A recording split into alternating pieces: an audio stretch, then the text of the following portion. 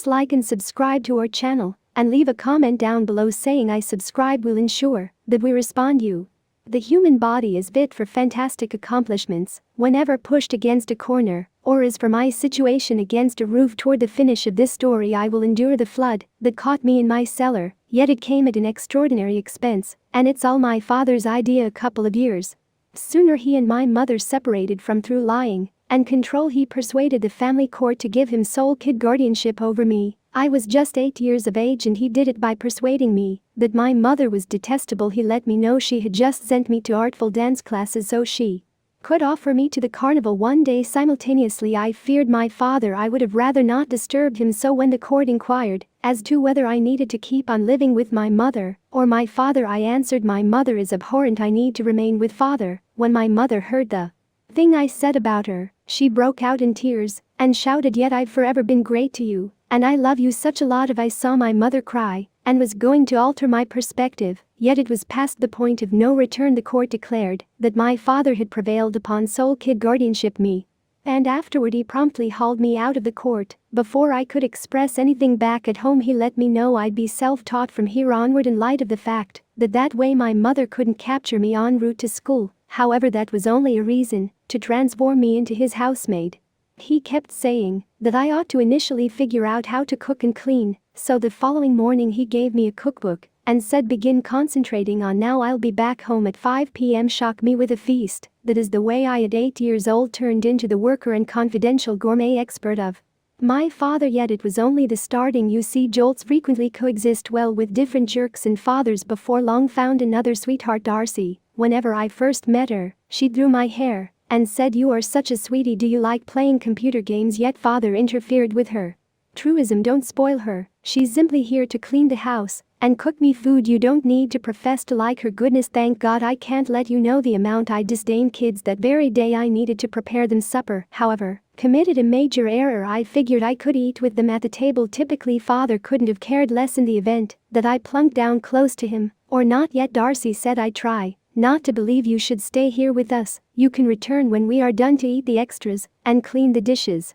Darcy then took a gander at my father to really take a look at his response to check whether he'd blow up at her for abusing me. Yet my father didn't mind. He recently kept eating, carrying on as though nothing had occurred, and that was the distinction between this two. Father simply couldn't have cared less about me. However, Darcy got a remove from oppressing and harassing me. The main night she remained over at our home, she came into my room just before sleep time and advised me to plunk down. She said, "Your father and I are a couple now. He cherishes me sincerely. Well, he loathes you, and no big surprise, up until this point you've had a go at all that you can to split us up. That is false. I've approached you with deference and I've just been pleasant to you." Yet she put her fingers all the rage and shut my mouth. "Never hinder me again, you unwanted kid. I could do without you, and neither does your father. Nobody likes you. Talk dependent upon me once more and you will think twice about it." I liberated myself from her fingers and shouted, "You are correct. My father doesn't adore me, yet think about what he doesn't cherish you either." Shockingly, she left the room minus any additional contending with me. I assumed I had persevered well. However, at that point I heard shouts. I rushed to see what occurred and found her at the lower part of the steps crying. Father came as well and asked what happened. She said, "Your little girl stumbled my feet and I fell. She is so mean." I was terrified my father would rebuff me, yet he accomplished something much more dreadful. He told Darcy, "Don't allow a kid to menace you, rebuff her yourself," and left again. Wow, did my father simply allow her to do with me anything she desired? Well, the following morning I heard Darcy shouting once more, and this time she called out to me. I went ground floor and saw her with her harmed leg laying on the hassock. "See how you've treated me. I can't go to work today since you pushed me down the steps. Presently go make me breakfast, you fatherless kid." I flipped her off and returned to my room. Absolutely no chance I would turn into her slave. Yet when father returned home at night, he took me aside and said, "There are simply two guidelines you need to observe. First, do the family, and second, don't bother me. Assuming my sweetheart advises you to accomplish something, you will make it happen. Perceived. Assuming Darcy whines about you once again, I will channel you to the canines." Yet that doesn't seem okay. In the event that I'm so irritating, why not simply send me to mother? After our separation, your mother wasn't permitted to remain anymore in the US. She needed to fly back to Iran. The News shook me around the country. My mother was brought into the world and has a horrendous government that abuses its kin severely, particularly ladies who are viewed as peons. However much I loathed living with my father, it actually appeared to be preferable over moving to a nation brimming with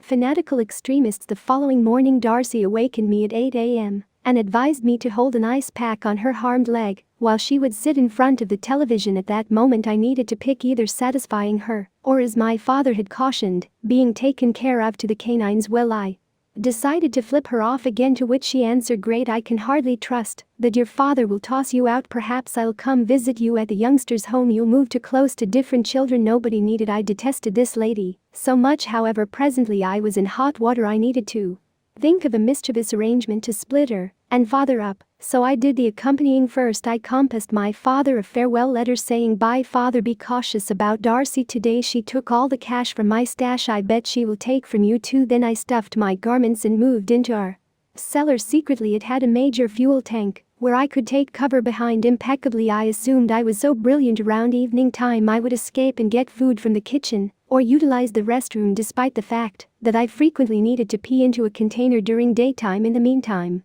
my arrangement was to approach Darcy for taking cash from my father, so around evening time I would slither into their room, haul father's wallet out of his pants, and take out all the cash. He ought to feel that Darcy was a criminal, and once I even acquired his visa for a day and purchased a few costly dresses, and obviously all in Darcy's size, so it seemed as though she had bought them. However, following 7 days of residing inside the storm cellar, father had still not tossed her out of the house, and I began to lose trust. Sitting in a dull cellar 24/7 makes you insane. There was likewise a break in the roof where the water fell through when it came down, which implied the ground was continually wet and rotten. Out of nowhere, following my mother to Iran didn't seem like such a poorly conceived notion any longer. However, at that point around midnight, while I was dozing, the storm cellar window burst, glass fell on me, and I saw a cascade of mud coming through. It was solid to such an extent that when I'd understood what was happening, the floor was at that point shrouded in mud, and I was unable to find the way into the cellar entryway any longer. I looked for it briefly, yet without progress. Then I changed systems, ran up the steps.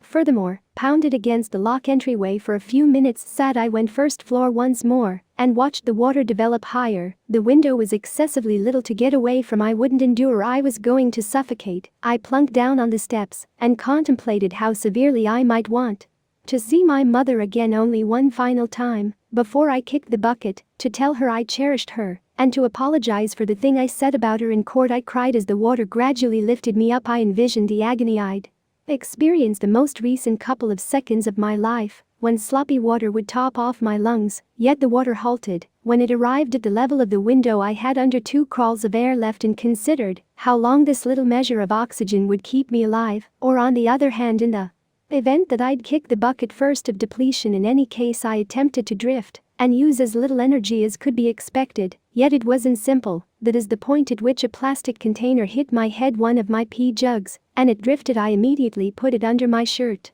despite my good faith, so it could help me float, and afterward I recall the break in the roof. I drifted around there and began sucking air through it. Out of nowhere, the entirety of my expectations were up again. This way I got an opportunity to endure. I thought floods typically didn't keep going that long. However, I was off base. It required 4 days before the water ebbed away again, 4 days without rest or water, and, surprisingly, then, at that point, the water simply dropped to the level of the window. There I put my head down and fell sleeping. I awakened to shouts, "Another here!" I lifted my head up, and a fireman shook in dread. "Goodness, she's alive, come hustle." They got me out of that storm cellar, gave me water and covers, yet by then I hadn't savored water 4 days and was so seriously dried out that my kidneys experienced extremely durable injury. I could try and require a kidney relocate one day. In any case, when father found me in the clinic bed, he was unsettled to see me. He inquired the medical caretaker to depart the room, and afterward he told me, "So you were concealing in my cellar." I'm missing the mark on solidarity to flip him off, yet perhaps that was better, since he proceeded with, "I said a final farewell to Darcy, so when you're better you can return home, however under the condition that you will remodel the house and